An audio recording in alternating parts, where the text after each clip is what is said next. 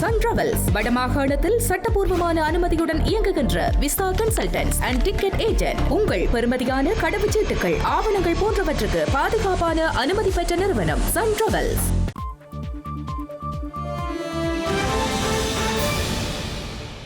வணக்கம்.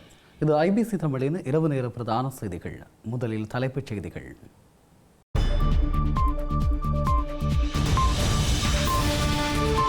வாகன இறக்குமதிக்கு கூடுதல் கட்டணம், ஸ்ரீலங்கா அரசாங்கம் அறிவிப்பு. இலங்கையில் வாகனங்களின் விலைகள் கடுமையாக உயர்வடையும், வாகன இறக்குமதியாளர்கள் எச்சரிக்கை. மூடப்படும் யாழ் சுண்ணாகம் புத்தூர் வீதி, மாற்று வழிகளை பயன்படுத்துமாறும் கோரிக்கை. ஈழத்தமிழர் பிரச்சினையை தேர்தல் வாக்குகளுக்காக பயன்படுத்தியுள்ள சீமான், இந்தியாவில் வைத்து அர்ச்சுனா குற்றச்சாட்டு. அதிமுக பணியகத்தில் ஏற்பட்ட குழப்ப நிலை, வரவழைக்கப்பட்ட காவல்துறையினர். லெபனான் இஸ்ரேல் போர் நிறுத்தம் 45 நாட்களுக்கு நீடிப்பு.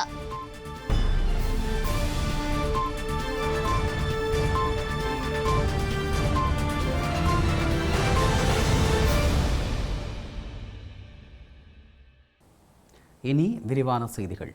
முள்ளிவாய்க்கால் தமிழின படுகொலையை வெளிப்படுத்தும் வகையில் யாழ்ப்பாண பல்கலைக்கழகத்தில் நினைவாயுதம் என்று ஓவிய, புகைப்படம் மற்றும் ஆவண கண்காட்சி ஆரம்பிக்கப்பட்டுள்ளது.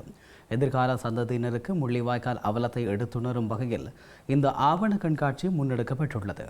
யாழ்ப்பாண பல்கலைக்கழக மாணவர் ஒன்றியத்தின் ஒழுங்கமைப்பில் நினைவாயுதம் தமிழின வழிகளின் ஏடு எனும் கண்காட்சி இன்று காலை 9 மணியளவில் யாழ்ப்பாண பல்கலைக்கழக மாணவர் ஒன்றிய கட்டிட தொகுதியில் ஆரம்பிக்கப்பட்டது. தமிழின அழிப்பின் வரலாற்றையும் தமிழர்கள் எதிர்கொண்ட வழிகளையும் வளரிளம் தலைமுறைக்கு எடுத்துச் செல்லும் நோக்கில் ஏற்பாடு செய்யப்பட்டுள்ள இந்த கண்காட்சியில் புகைப்படங்கள், ஆவணங்கள், நினைவுப் பொருட்கள் மற்றும் முள்ளிவாய்க்கால் தொடர்பான பதிவுகள் காட்சிப்படுத்தப்பட்டுள்ளன. பல்கலைக்கழக மாணவர்கள், சமூக ஆர்வலர்கள் மற்றும் பொதுமக்கள் பலர் கண்காட்சியை பார்வையிட்டு வருகின்றனர். கண்காட்சி தினம் காலை 9 மணி முதல் மாலை 4 மணி வரை நடைபெறுவதுடன் அனைவருக்கும் அனுமதி இலவசமாக வழங்கப்பட்டுள்ளது. முள்ளிவாய்க்கால் கஞ்சி வழங்கும் நிகழ்வு தமிழர் தாயகத்தில் உணர்வெழுச்சியுடன் முன்னெடுக்கப்பட்டுள்ளது. பெருமளவிலான மக்கள் ஆர்வத்துடன் கலந்து கொண்டுள்ளதுடன் தமது பிள்ளைகளுக்கு வரலாற்றை இதன் போது கடத்தியமை அவதானிக்க முடிந்தது. யாழ்ப்பாணம் மானிப்பாய் பொதுச்சந்தை வளாகத்தில் முள்ளிவாய்க்கால் கஞ்சி வழங்கும் நிகழ்வு ஏற்பாடு செய்யப்பட்டு இடம்பெற்றுள்ளது. சந்தை வர்த்தகர்களின் ஆதரவில் மானிப்பாய் பிரதேச சபை உறுப்பினர் ஒருவரின் தலைமையில் குறித்த நிகழ்வு இடம்பெற்றுள்ளது. யாழ்ப்பாணம் வடமராட்சி கிழக்கு அம்மன் கோவில் பகுதியிலும் பிரதேச இளைஞர்களால் முள்ளிவாய்க்கால் நினைவேந்தலும் கஞ்சி வழங்கல் நிகழ்வும் நடத்தப்பட்டுள்ளது. அம்பன் கொட்டோடை சந்தையில் இடம்பெற்ற நிகழ்வில் முதல் நிகழ்வாக பொது ஈகை சுடர் ஏற்றப்பட்டு மலர் வணக்கம் செலுத்தி ஆரம்பிக்கப்பட்டுள்ளது. முள்ளிவாய்க்கால் 17ஆம் ஆண்டு நினைவேந்தல் நிகழ்வு திருகோணமலை மாவட்டத்தின் வெறுகல் இலங்கை துறை முகத்துவார பிரதேசத்தில் இன்று காலை இடம்பெற்றது. திருகோணமலை நினைவேந்தல் ஏற்பாட்டு குழுவினரால் குறித்த நிகழ்வு ஏற்பாடு செய்யப்பட்டிருந்தது.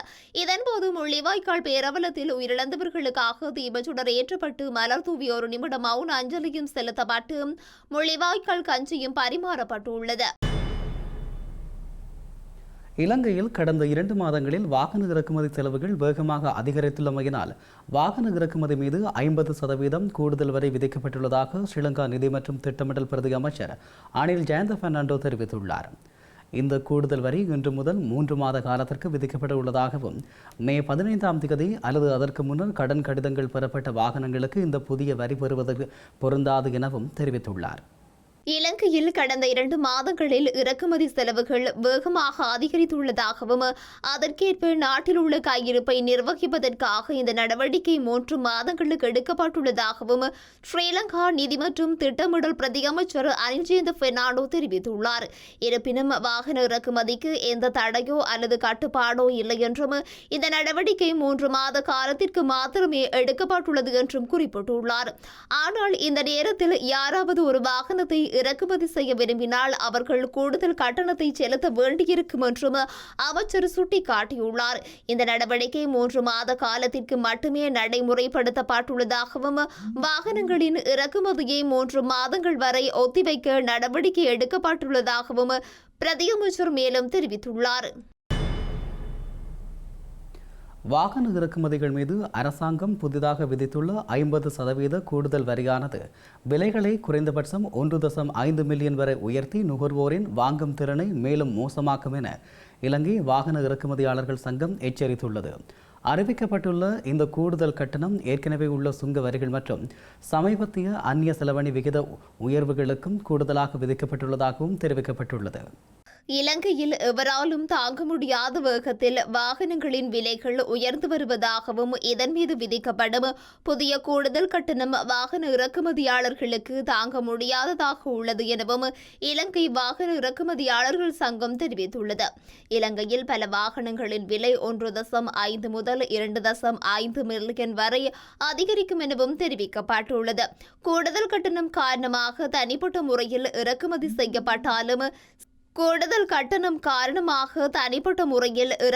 செய்யப்பட்டாலும் சரி அல்லது விற்பனையகங்கள் மூலம் விற்கப்பட்டாலும் சரி ஒவ்வொரு வாகனத்திற்குமான சுங்கவரி அதிகரிக்கும் எனவும் தெரிவிக்கப்பட்டுள்ளது.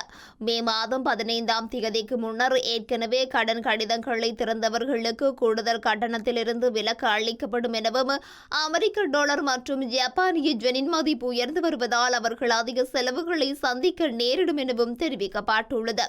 கூடுதல் கட்டணம் நாணய மதிப்பு ஏற்றிறக்கங்கள் மற்றும் சமீபத்தில் சமூக பாதுகாப்பு பங்களிப்பு வரையில் விதிக்கப்பட்டு 2.5% அதிகரிப்பு ஆகியவற்றின் ஒருங்கிணைந்த தாக்கம் சந்தை முழுவதும் குறிப்பிடத்தக்க விலை உயர்வுக்கு வழிவகுக்கும் என எச்சரிக்கப்பட்டுள்ளது. நாம் தமிழர் கட்சியின் தலைவர் சீமான் வாக்குகளுக்காக மட்டுமே ஈழத்தமிழர் பிரச்சினையை தேர்தல் மேடைகளில் பேசியுள்ளதாக ஸ்ரீலங்கா நாடாளுமன்ற உறுப்பினர் ராமநாதன் அர்ச்சுனா தெரிவித்துள்ளார். தமிழகத்திற்கு விஜயம் செய்துள்ள அவர் அமைச்சர் ராஜ்மோகனை சந்தித்த பின்னர் ஊடகங்களுக்கு கருத்து தெரிவிக்கும் போதே இவ்வாறு குறிப்பிட்டுள்ளார். தமிழக தலைமைச் செயலகத்தில் அமைச்சர் ராஜ்மோகனை நாடாளுமன்ற உறுப்பினர் ராமநாதன் அர்ச்சுனா சந்தித்து கலந்துரையாடியுள்ளார். பின்னர் ஊடகங்களுக்கு கருத்து தெரிவித்த அவர் தமிழ்நாட்டு மக்கள் வரலாறு காணாத மாற்றத்திற்காக வாக்களித்திருக்கிறார்கள் எனவும் இப்படியொரு மாற்றம் நடக்காது என்றும் பெரிய அரசியல் விற்பனர்கள் கூறினார்கள் எனவும் தெரிவித்துள்ளார். ஆனால் நடக்கும் என்றே தான் கூறி வந்தேன் எனவும் தமிழினம் அழியும் போது திமுக அதிமுக அரசுகள் வேடிக்கை பார்த்தன எனவும் குறிப்பிட்டுள்ளார். அத்துடன் ஈழத்தமிழர்களுக்கு ஆதரவாக விஜய் பேச வேண்டும் எனவும் சீமான் வாக்கு வாங்க மட்டுமே ஈழத்தமிழ் பிரச்சனையை பேசினார் எனவும் குறிப்பிட்டுள்ளார். விஜயின் சேவை தமிழ் பேசும் எல்லோருக்கும் தேவை எனவும் ராமநாதன் அர்ஜுனா தெரிவித்துள்ளார். 15 வயது சிறுமி பாலியல் துஷ்பிரயோகத்திற்கு உள்ளாக்கிய அட்டமஸ்தான விகாராதிபதி பல்லேகம ஹேமரத்ன தேரருக்கு எதிராக முதற்கட்ட விசாரணைகள் நிறைவடைந்துள்ளதாகவும் குறித்த விசாரணை அறிக்கை சட்டமா அதிபருக்கு அனுப்பி வைக்கப்பட்டுள்ளதாகவும் தெரிவிக்கப்பட்டுள்ளது. அத்துடன் வழக்கு விசாரணைகளுக்கு முழுமையாக ஒத்துழைக்கும் நோக்குடன் தற்போது பிணை கோரிக்கை எதனையும் முன்வைக்கப் போவதில்லை எனவும் பல்லேகம ஹேமரத்ன தேரருக்காக மன்றில் முன்னிலையான ஜனாதிபதி சட்டத்தரணி காலிங்க இந்திச நீதிமன்றத்தில் தெரிவித்துள்ளார். 15 வயது சிறுமியொருவரை பாலியல் துஷ்பிரயோகத்திற்குள்ளாக்கிய குற்றச்சாட்டில் நெட்டமுவ காவல்துறையினரால் கைது செய்யப்பட்டு தற்போது கொழும்பு தேசிய வைத்தியசாலையில் அனுமதிக்கப்பட்டு சிகிச்சை பெற்று வரும் அட்டமஸ்தானங்களின் விகாராதிபதி பல்லேகம ஹேமரத்ன தேரருக்கு எதிரான வழக்கின் ஆரம்பகட்ட விசாரணைகள் நிறைவடைந்துள்ளதாக தெரிவிக்கப்பட்டுள்ளது. இந்த நிலையில் குறித்த விசாரணை அறிக்கை சட்டமா அதிபருக்கு அனுப்பி வைக்கப்பட்டுள்ளதாகவும் நெட்டமுவ காவல்துறையினர் அனுராதபுரம் நீதவான் நீதிமன்றத்தில் தெரிவித்திருந்தனர். குறித்த விவகாரம் தொடர்பில் அரசு ரசாயன பகுப்பாய்வு அறிக்கை மற்றும் வழக்கின் 2வது பிரதிவாதியாக பெயர் குறிப்பிடப்பட்டுள்ள சிறுமியின் தாயாரான பெண்ணின் வங்கிக் கணக்கு அறிக்கைகள் ஆகியவை மாத்திரமே எதிர்வரும் நாட்களில் கிடைக்கப்பெறவுள்ளதாகவும் காவல்துறையினர் நீதிமன்றத்தில் தெரிவித்திருந்தனர். அத்துடன் பிரதிவாதியான அட்டமஸ்தானங்களின் விகாராதிபதி பல்லேகம ஹேமரத்ன தேரர் தனியார் வைத்தியசாலையில் சிகிச்சை பெற்று வந்த நிலையில் தற்போது அவர் கொழும்பு தேசிய வைத்தியசாலைக்கு மாற்றப்பட்டுள்ளதாகவும் சிறைச்சாலை அதிகாரிகள் நீதிமன்றத்தில் தெரிவித்திருந்தனர். இந்த நிலையில் வழக்கு விசாரணைக்கு முழுமையாக ஒத்துழைக்கும் நோக்குடனும் தற்போது பிணை கோரிக்கை எதனையும் முன்வைக்கப் போவதில்லை எனவும் பல்லேகம ஹேமரத்ன தேரருக்காக மன்றில் முன்னிலையான ஜனாதிபதி சட்டத்தரணி காலிங்க இந்திச நீதிமன்றத்தில் தெரிவித்துள்ளார். இந்த வழக்கின் 2வது பிரதிவாதியாக பெயரிடப்பட்டுள்ள பாலியல் துஷ்பிரயோகத்திற்குள்ளானதாக கூறப்படும் சிறுமியின் தாயாருக்கு மன்றில் முன்னரையான சட்டத்திறனிகள் பிணை கோரிக்கையை முன்வைத்திருந்த நிலையில் சந்தேக நபருக்கு பிணை வழங்க வேண்டாம் என காவல்துறை சிறுவர் மற்றும் மகளிர் பிரிவு அதிகாரிகள் எதிர்ப்பு தெரிவித்திருந்தனர். இதேவேளையில் மன்றில் முன்வைக்கப்பட்ட சாட்சியங்களை பரிசீலித்த நீதவான் சந்தேக நபரான தேரரை எதிர்வரும் 22ஆம் தேதி வரை அனுராதபுரம் நீதவான் நீதிமன்றத்தில் முன்னிலைப்படுத்துமாறும் அதுவரை சந்தேக நபரான பெண்ணை விளக்கம் அருகில் வைக்குமாறும் உத்தரவிட்டிருந்தார். ஸ்ரீலங்கா லஞ்ச ஊழல் விசாரணை ஆணைக்குழுவின் பணிப்பாளர் நாயகம் ரங்க திசாநாயக்கவுக்கு எதிராக அளிக்கப்பட்டுள்ள முறைப்பாடு குறித்து இதுவரையில் எந்தவித நடவடிக்கையும் எடுக்கப்படவில்லை என ஸ்ரீலங்கா பொதுஜன பெரமுனவின் பொதுச் செயலாளர் சாகர காரியவசம் தெரிவித்துள்ளார். ஸ்ரீலங்கா பொதுஜன பெரமுனவின் காரியாலயத்தில் நடைபெற்ற ஊடகவியலாளர் சந்திப்பின் போது அவர் இவ்வாறு குறிப்பிட்டுள்ளார்.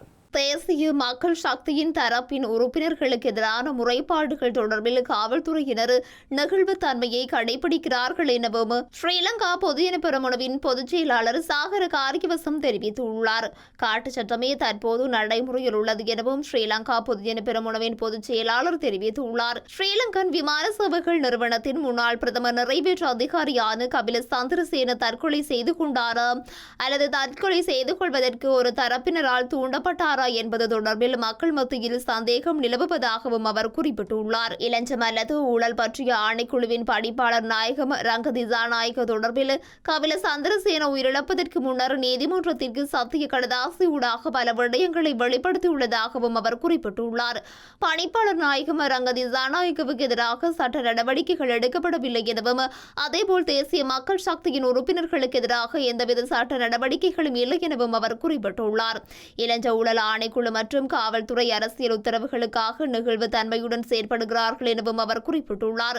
சாட்சியாளர்கள் படுகொலை செய்யப்படுவது, மர்மமான முறையில் உயிரிழப்பது தற்போது வழக்கமாகிவிட்டது எனவும் இதற்கு ஒருபோதும் இடமளிக்க முடியாது எனவும் அவர் குறிப்பிட்டுள்ளார்.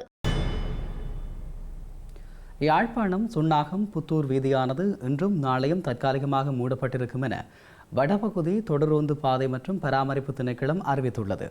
சுன்னாகம் புத்தூர் வீதியில் அமைந்துள்ள தொடருந்து கடவை அவசரமாக மறுசீரமைக்கப்பட வேண்டியுள்ளதால் சுன்னாகம் புத்தூர் வீதியானது இன்றும் நாளையும் தற்காலிகமாக மூடப்பட்டிருக்கும் என அறிவிக்கப்பட்டுள்ளது. எனவே பொதுமக்கள் மற்றும் வாகன சாரதிகள் போக்குவரத்திற்காக மாற்று வழிகளை பயன்படுத்துமாறும் கூறப்பட்டுள்ளது. அத்துடன் குறித்த பகுதியில் போக்குவரத்து நெரிசல் ஏற்படுவதை தவிர்ப்பதற்கு தேவையான அவசர நடவடிக்கைகளை மேற்கொள்ளுமாறும் சம்பந்தப்பட்ட அதிகாரிகளுக்கு அறிவுறுத்தப்பட்டுள்ளது தெரிவிக்கப்பட்டுள்ளது.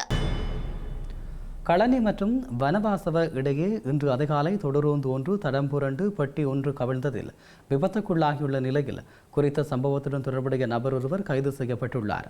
தொடருந்து தண்டவாளத்தில் ஆணிகளை கலட்டியதாக குறித்த விபத்து இடம்பெற்றுள்ளதாகவும் ஆரம்பகட்ட விசாரணைகளில் தெரியவந்துள்ளது. கரணி மற்றும் வனவாசல் இடையே இன்று அதிகாலை தொடருந்து ஒன்று தடம் புரண்டு பெட்டி ஒன்று கவிழ்ந்து விபத்துக்குள்ளாகியுள்ளது. குறித்த விபத்து நடந்த நேரத்தில் தொடருந்தில் பயணித்த பயணி ஒருவர் பெட்டிக்குள் வெள்ளையில் தூக்கி வீசப்பட்டதுடன் 12 பேர் காயமடைந்திருந்தனர். இந்த நிலையில் குறித்த தொடருந்து விபத்து இடம்பெற்ற இடத்தில் தொடருந்து தண்டவாளத்தில் ஆணிகளை கலற்றியதாக கூறப்படும் குற்றச்சாட்டின் பேரிலும் சந்தேக நபர் ஒருவர் கைது செய்யப்பட்டுள்ளார். பேலியகுட காவல்துறையினரால் குறித்த சந்தேக நபர் கைது செய்யப்பட்டுள்ளார். குறித்த நபர் கடுமையான போதைப்பொருள் பழக்கத்திற்கு அடிமையானவர் எனவும் காவல்துறையினர் தெரிவித்துள்ளனர். குறித்த சம்பவத்துடன் தொடர்புடைய மற்றொரு சந்தேக நபரை கைது செய்வதற்காக காவல்துறையினர் விசாரணைகளை ஆரம்பித்துள்ளனர். கிளிநொச்சி பரந்தன் கோரக்கன்கட்டு நாகதம்பிரான் ஆலயத்தின் வருடாந்த திருவிழா இன்று மிகவும் சிறப்பாக இடம்பெற்றுள்ளது. கடும் மழைக்கு மத்தியிலும் பக்தர்கள் தங்களின் நேர்த்திக் கடன்களை நிறைவேற்றியுள்ளனர்.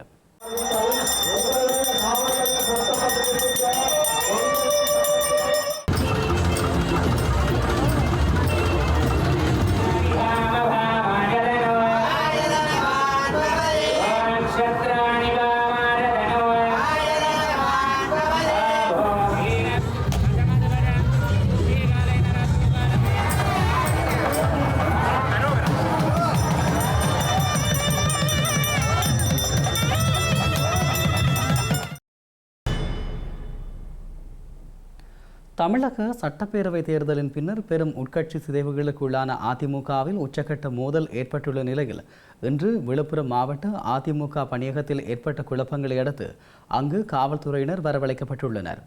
முதல்வர் விஜயின் தமிழக வெற்றிக் கழகத்திற்கு ஆதரவளித்த அதிமுக சட்டமன்ற உறுப்பினர்கள் 25 பேரையும் கட்சி தாவல் சட்டத்தின்படி பதவி நீக்கம் செய்ய வேண்டும் என எடப்பாடி பழனிசாமி இன்று ஆளுநரை நேரில் சந்தித்து முறையிட திட்டமிட்டுள்ளதாக தகவல்கள் வெளியாகிய நிலையில் இந்த சம்பவம் இடம்பெற்றுள்ளது. தமிழக சட்டப்பேரவையில் நடைபெற்ற நம்பிக்கை வாக்கெடுப்பின் போது அதிமுக நாடாளுமன்ற உறுப்பினரான சி.வி. சண்முகம் தமிழக வெற்றிக்கழக அரசுக்கு ஆதரவாக வாக்களித்ததை அடுத்து அவர் விழுப்புரம் மாவட்ட செயலாளர் பொறுப்பிலிருந்து நீக்கப்பட்டு அவரது இடத்திற்கு புதிய மாவட்ட செயலாளராக பசுபதி என்பவரை எடப்பாடி பழனிசாமி நியமித்திருந்தார். ஆனால் அந்த அறிவிப்பு செல்லாது என சி.வி. சண்முகம் தரப்பிலிருந்து தெரிவிக்கப்பட்டது. எனினும் இன்று விழுப்புரம் அதிமுக அலுவலகத்தில் பசுபதி தரப்பினர் உள்ளே செல்ல முயன்றபோது சி.வி. சண்முகம் தரப்பினர் எதிர்ப்பு தெரிவித்ததால் இரு தரப்புக்கும் இடையே வாக்குவாதம் ஏற்பட்டது. இதனையடுத்து சி.வி. சண்முகம் தரப்பினரை காவல்துறையினர் அப்புறப்படுத்தி சம்பவத்தால் அதிமுக அலுவலகம் முன்பு பரபரப்பான சூழல் நிலவியது. இந்த நிலையில் எடப்பாடி பழனிசாமி இன்று ஆளுநரை சந்திக்க உள்ளதாக குறிப்பிடப்பட்டுள்ளது. லெபனான் மற்றும் இஸ்ரேல் இடையிலான போர் நிறுத்தம் நாளை ஞாயிற்றுக்கிழமையுடன் முடிவடைய இருந்த நிலையில் அது மேலும் 45 நாட்களுக்கு நீட்டிக்கப்பட்டுள்ளது. இரு நாடுகளுக்கும் இடையே பேச்சுவார்த்தைகளின் இறுதியில் இந்த முடிவு எடுக்கப்பட்டுள்ளது. கடந்த ஏப்ரல் மாதம் 17ஆம் தேதி லெபனான் மற்றும் இஸ்ரேல் ஆகிய நாடுகளுக்கு இடையேயான போர் நிறுத்தம் நடைமுறைக்கு வந்த போதிலும் லெபனானில் உள்ள ஹிஸ்புல்லா இலக்குகள் என கருதப்படும் இடங்கள் மீது இஸ்ரேலிய ராணுவம் தொடர்ந்தும் தாக்குதல் நடத்தி வரும் நிலையில் இந்த போர் நிறுத்தம் நேற்று மேலும் நீடிக்கப்பட்டுள்ளது. எனினும் நேற்றும் தெற்கு லெபனானில் உள்ள ஒரு குடிமை பாதுகாப்பு மையத்தின் மீது இஸ்ரேல் நடத்திய தாக்குதலில் 3 மருத்துவ உதவியாளர்கள் உட்பட குறைந்தது 6 பேர் கொல்லப்பட்டு மற்றும் 22 பேர் காயமடைந்துள்ளனர். இஸ்ரேல் மீது நடத்தப்பட்ட தாக்குதலுக்கு பதிலடியாக மக்கள் மீது இந்த தாக்குதல் நடத்தப்பட்டுள்ளது. இந்த நிலையில் ஹிஸ்புல்லா அமைப்பு லெபனானை போருக்குள் தள்ளுவதாக லெபனான் பிரதமர் நேற்று கண்டனம் தெரிவித்துள்ளார். செய்திகளின் நிறைவாக மீண்டும் தலைப்புச் செய்திகள்.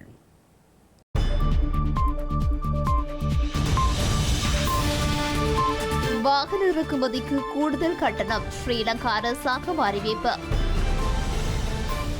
இலங்கையில் வாகனங்களின் விலைகள் கடுமையாக உயர்வடையும் வாகன இறக்குமதியாளர்கள் எச்சரிக்கை.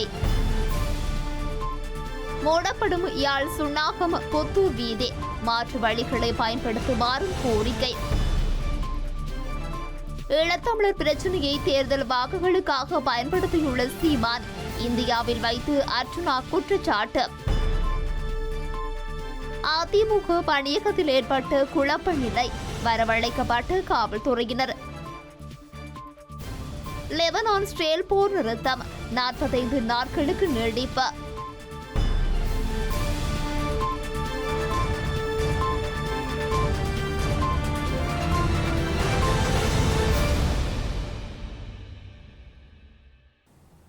இத்துடன் ஐபிசி தமிழின் இரவு நேர பிரதான செய்திகள் நிறைவு பெற்றன. உடனுக்குடன் செய்திகளை அறிந்து கொள்ள ibctamil.com என்ற எமது இணையதளத்தை பார்வையிடுங்கள். வணக்கம்.